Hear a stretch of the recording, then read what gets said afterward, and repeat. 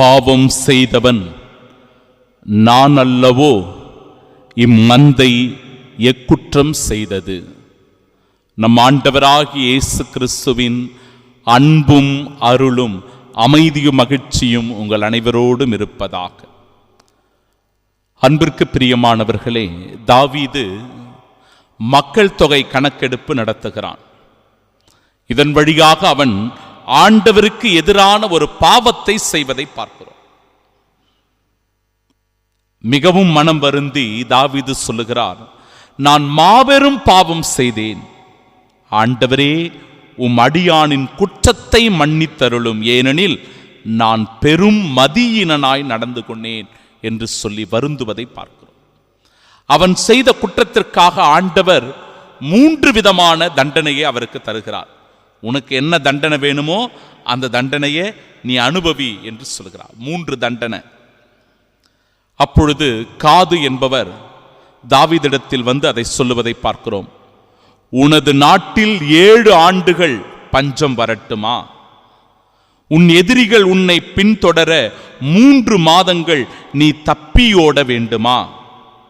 அல்லது உன் நாட்டில் 3 நாள்கள் கொள்ளை நோய் ஏற்படலாமா என்று சொல்லி அந்த கேள்வியை அவர் முன் வைப்பதை பார்க்கிறோம். 3 தண்டனை.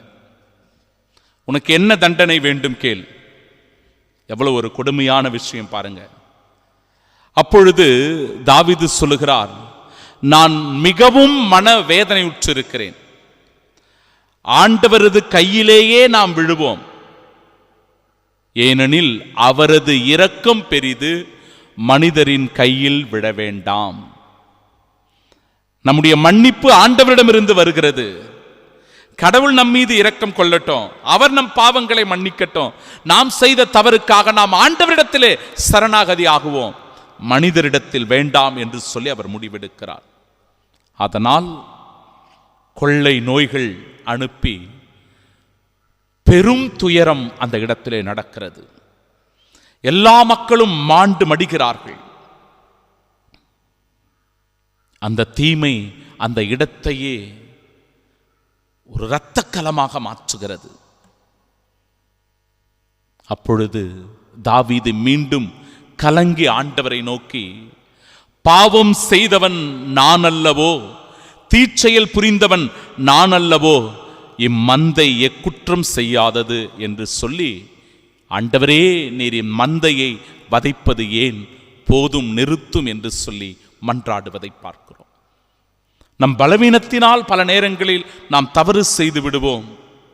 அன்பிற்கு பிரியமானவர்களே, நம்முடைய அடைக்கலமும் தஞ்சமும் ஆண்டவராக இருக்க வேண்டும்.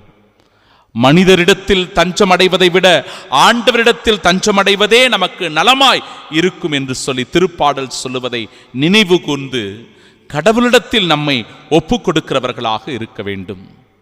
இன்றைய நாளினுடைய நற்செய்தி வாசகத்தில் சொந்த ஊரிலும் சுற்றத்திலும் தம் வீட்டிலும் தவிர மற்றெங்கும் இறைவாக்கினர் மதிப்பு பெறுவார் என்று சொல்லப்படுகிறது. பல நேரங்களில் நம்முடைய சொந்தக்காரங்க, உற்றார் உறவுகள், நண்பர்கள், நம்ம கூட இருக்கிறவங்க நம்மளை இழிவுபடுத்துவாங்க, நம்மளை ஏற்றுக்கொள்ள மாட்டாங்க. நம்முடைய ஞானத்தையோ நம்முடைய விவேகத்தையோ அல்லது நம்முடைய திறமையையோ நம்முடைய செயல்பாடுகளையோ நம்முடைய உயர்வையோ அவர்கள் புறம் தள்ளுவார்கள், இழிவாக பேசுவார்கள், மட்டம் தட்டுவார்கள், குறை சொல்லுவார்கள். இதையெல்லாம் பொருட்படுத்த வேண்டாம். ஏனென்றால் உன்னை உயர்த்தியவன், உன்னை மேலே நிறுத்தியவன், உனக்கு திறமையை கொடுத்தவன் நான் என்று சொல்லி ஆண்டவர் நமக்கு பக்கபலமாக உறுதுணையாக இருப்பதை இறைவார்த்தை நமக்கு சான்று பகர்கிறது. அன்பிற்கு பிரியமானவர்களே, இன்றைய நாளினுடைய புனித ஜான் தே பிரிட்டோ அருளானந்தர் என்று சொல்லி அவரை அன்போடு நாம் அழைக்கிறோம். போர்ச்சுகல் நாட்டில் லிஸ்பன் நகரில் 1647 பிறந்தவர். இவர் ஒரு சேசு சபை குருவானவர். தமிழை கற்று தமிழிலேயே நல்ல மறையை ஆற்றியவர். செல்லுகிற இடங்களிலெல்லாம் இறை மக்களை சந்தித்து அவர்களை ஆன்மீக பாதையிலே மனமாற்றியவர். ஆயர் பதவி இவருக்கு கிடைத்த போதும் கூட அந்த ஆயர் பதவி வேண்டாம் என்று புறம் தள்ளியவர்.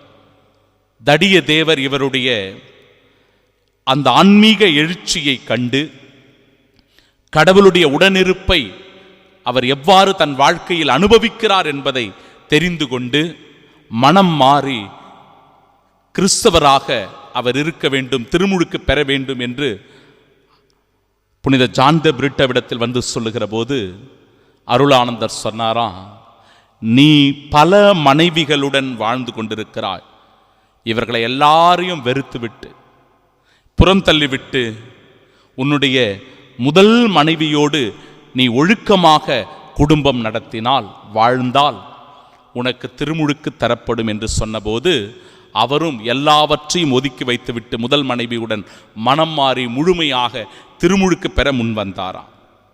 இதனால் வஞ்சிக்கப்பட்ட ஒரு பெண் புனித ஜான் த பிரிட்டோவினால் தான் எனக்கு இந்த ஒரு நிலை வந்தது, அந்த அருளானந்தர் தான் என்னுடைய இந்த நிலைக்கு காரணம் என்று சொல்லி அவரை பழி வாங்க வேண்டும் என்று நினைத்தால், அதன் அடிப்படையிலேயே ஓரி ஊரில் அவரை கழுவில் ஏற்றி அவருடைய தலையை வெட்டி இரத்தம் சிந்தும் அளவிற்கு அவரை கொலை செய்திருக்கிறார்கள். அவர் இரத்தம் சிந்திய அந்த நிலம் இன்றைக்கு செம்மண் பூமியாக இருக்கிறது. அந்த இடமெல்லாம் செந்நிறமாக மாறியிருக்கிறது இந்த அருளானந்தருடைய இரத்தம் சிந்துதலினால். சகோதரனே, சகோதரியே, இப்படிப்பட்ட வேத சாட்சிகளுடைய இரத்தத்தினால் தான் விசுவாசம் விதைக்கப்பட்டிருக்கிறது. குறிப்பாக தமிழக மண்ணில் விதிக்கப்பட்டிருக்கிறது. உங்களுடைய உள்ளத்திலும் என்னுடைய உள்ளத்திலும் அந்த விசுவாசம் விதைக்கப்பட்டிருக்கிறது.